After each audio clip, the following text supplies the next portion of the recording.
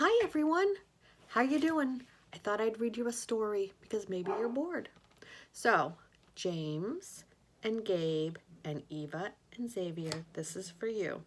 I've actually never read this story before, so I hope it's a good one. I just found it in the closet. It's called No Roses for Harry, and I think Harry's a dog. Let's find out.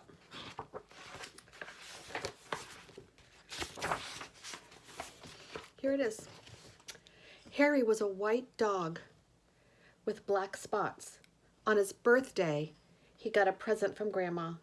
It was a woolen sweater with roses on it. Harry didn't like it. The moment he saw it, he doesn't like roses. When he tried it on, he felt cozy and snug, but he still didn't like the roses. He thought it was the silliest sweater he'd ever seen. The next day, when Harry went downtown with the children, he wore his new sweater. When people saw it, they laughed. When dogs saw it, they barked. That's how, really, both my dogs feel about wearing sweaters. They don't really like it. When the dogs saw it, they barked. Harry made up his mind then and there to lose Grandma's present.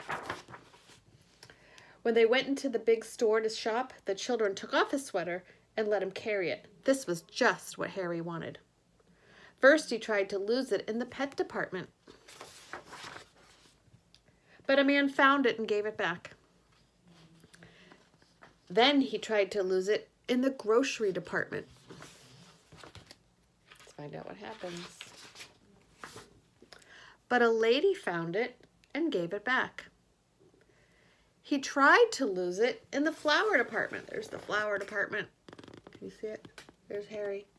He's trying to lose it. But a little boy found it and gave it back.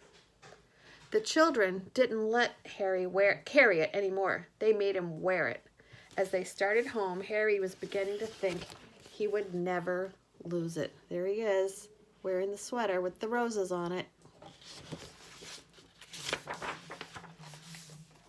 When he got home, his friends were waiting to play with him, but Harry didn't feel like playing, so they left him alone. As he sat, wondering what to do, Harry noticed a loose stitch in his sweater.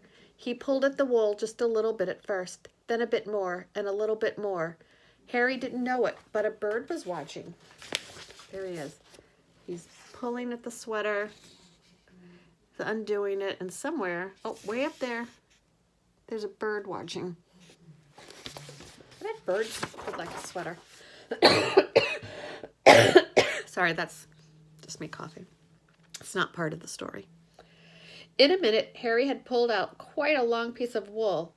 The end of it lay on the grass behind him, and suddenly the bird flew down. There he is. The bird looks like he's going to take it.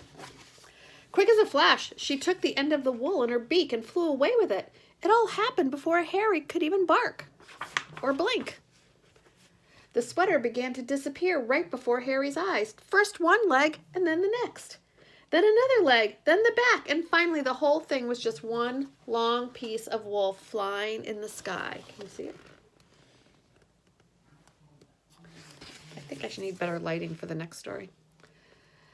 He barked and jumped with joy. Then he ran out of the yard. He ran down the street barking, "Thank you," to the bird over and over again. The bird and wool were just a tiny speck in the sky, but Harry kept following them. He came home thirsty and tired and was having a drink at the kitchen when the children ran in. "We got a letter from Grandma," they said. "She's coming to visit us," shouted the other. Harry thought of the sweater, and his tail drooped. Before Grandma came, the family looked everywhere for the sweater. They wanted her to see how nice it looked on him. Harry, of course, knew they couldn't find it. Only Harry knew why. When Grandma arrived, Harry ran to her with his leash. Then he sat up and begged. "All right, Harry," said Grandma. "After I've had my lunch and a nap, we'll go for a walk." That afternoon, Harry and Grandma and the children started off on their walk, and Harry barked happily and pulled towards the park. What's going to happen? I bet they're going to run into that bird. I'm just guessing. When they got to the park, Harry pulled harder. The children let him off his leash and he ran on ahead. He seemed to be looking for something. All at once he stopped under a tree. He looked up and began to bark and wag his tail. Grandma and the children came running. They got to the tree and looked up too. Suddenly one of the children said, "Hey, I see a nest. It's made of wool," said the other, "and it's very colorful." "It's the very same color as Harry's sweater," they all announced together. "It is Harry's sweater," exclaimed Grandma. And just then the bird looked out from the nest. "Look, Grandma, look! Harry gave his sweater to a bird." "I wonder how he did that," said Grandma. The bird sang, and Harry wagged his tail even harder. At Christmas, Harry got another present from Grandma. It was a new sweater. Harry liked this one much better. When he tried it on, he felt cozy and snug as the bird in the nest. But best of all, it was white with black spots, which is just what Harry is. He's white with black spots, or black with lots of white spots. I don't know which one. Anyway, I hope you enjoyed your story. I'll try to do you another one, but right now I have to go because I have a meeting in a few minutes. Bye.